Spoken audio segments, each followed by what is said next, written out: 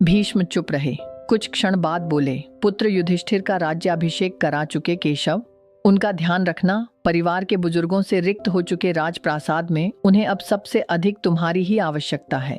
कृष्ण चुप रहे। भीष्म ने पुनः कहा, कुछ पूछूं केशव? बड़े अच्छे समय से आए हो। संभवतः धरा छोड़ने के पूर्व मेरे अनेक भ्रम समाप्त हो जाएं। कृष्ण बोले, कहिए ना पितामह, एक बात बताओ प्रभु, तुम तो ईश्वर हो ना?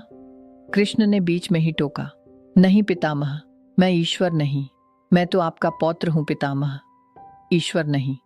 भीष्म उस घोर पीड़ा में भी ठठाके हंस पड़े। बोले, अपने जीवन का स्वयं कभी आकलन नहीं कर पाया। कृष्ण, सो नहीं जानता कि अच्छा रहा या बुरा, पर अब तो इस धरा से जा रहा हूं कन्हैया, अब तो ठगना छोड़ दे रे। कृष्ण जाने क्यों भीष्म के पास सरक आए और उनका हाथ पकड़कर बोले, कहिए पितामह। भीष्म बोले, एक बात बताओ कन्हैया, इस युद्ध में जो हुआ वो ठीक था क्या? किसकी ओर से पितामह? पांडवों की ओर से। कौरवों के कृत्यों पर चर्चा का तो अब कोई अर्थ ही नहीं। कन्हैया, पर क्या पांडवों की ओर से जो हुआ वो सही था?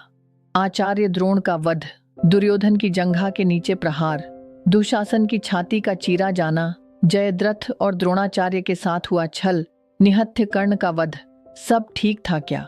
यह सब उचित था क्या? इसका उत्तर मैं कैसे दे सकता हूं पितामह? इसका उत्तर तो उन्हें देना चाहिए जिन्होंने यह किया। उत्तर दें दुर्योधन, दुशासन का वध करने वाले भीम, उत्तर दें कर्ण और जयद्रथ का वध करने वाले अर्जुन। मैं तो इस युद्ध में कहीं था ही नहीं पितामह। अभी भी छलना नहीं छोड़ोगे कृष्ण? अरे विश्व भले कहता रहे कि महाभारत को अर्जुन और भीम ने जीता है, पर मैं जानता हूं कन्हैया कि यह तुम्हारी और केवल तुम्हारी विजय है। मैं तो उत्तर तुम्ही से पूछूंगा कृष्ण। तो सुनिए पितामह, कुछ बुरा नहीं हुआ, कुछ अनैतिक नहीं हुआ, वही हुआ जो होना चाहिए। ये तुम कह रहे हो केशव? मर्यादा पुरुषोत्तम राम का अवतार कृष्ण कह रहा है। ये छल तो किसी युग में हमारे सनातन संस्कारों का अंग नहीं रहा, फिर यह उचित कैसे गया? इतिहास से शिक्षा ली जाती है पितामह, पर निर्णय वर्तमान की परिस्थितियों के आधार पर लेना पड़ता है। हर युग अपने तर्कों और अपनी आवश्यकता के आधार पर अपना नायक चुनता है। राम त्रेता युग के नायक थे, मेरे भाग्य में द्वापर आया था। हम दोनों का निर्णय एक सा नहीं हो सकता पितामह। नहीं समझ पाया कृष्ण, तनिक समझाओ तो। राम और कृष्ण की परिस्थितियों में बहुत अंतर है पितामह। राम के युग में खलनायक भी रावण जैसा शिवभक्त होता था। तब रावण जैसी नकारात्मक शक्ति के परिवार में भी विभीषण, मंदोदरी, माल्यावान जैसे संत हुआ करते थे। दब्बाली जैसे खलनायक के परिवार में भी तारा जैसी विदुषी स्त्रियां और बुआंगद जैसे सज्जन पुत्र होते थे।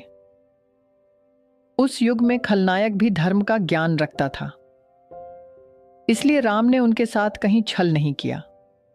किंतु मेरे युग के भाग में कंस, जरासंध, दुर्योधन, दुःशासन, शकुनी, जयद्रथ जैसे घोर पापी आए हैं। उनकी समाप्ति के लिए हर छल उचित है पितामह।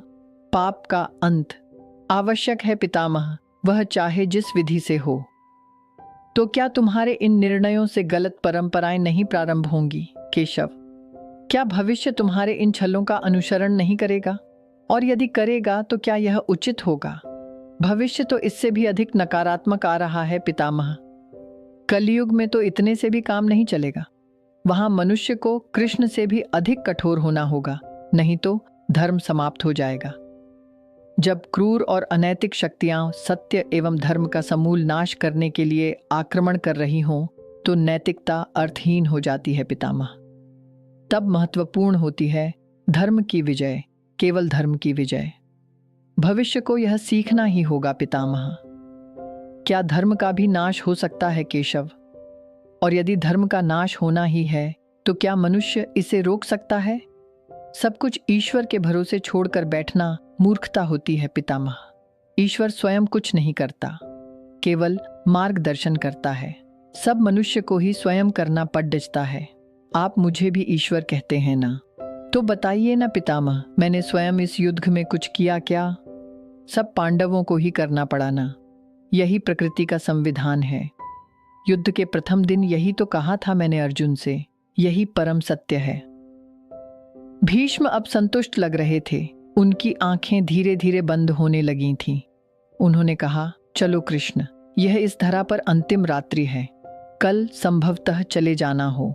अपने इस अभागे भक्त पर कृपा करना कृष्ण। कृष्ण ने मन में ही कुछ कहा और भीष्म को प्रणाम कर लौट चले। पर युद्ध भूमि के उस डरावने अंधकार में भविष्य को जीवन का सबसे बड़ा सूत्र मिल चुका था। जब अनैतिक और क्रूर शक्तियां सत्य और धर्म का विनाश करने के लिए आक्रमण कर रही हों, तो नैतिकता का पाठ आत्मघाती होता है। धर्मो रक्षति रक्षितः। आप धर्म की रक्षा करेंगे तो धर्म आपकी रक्षा करेगा।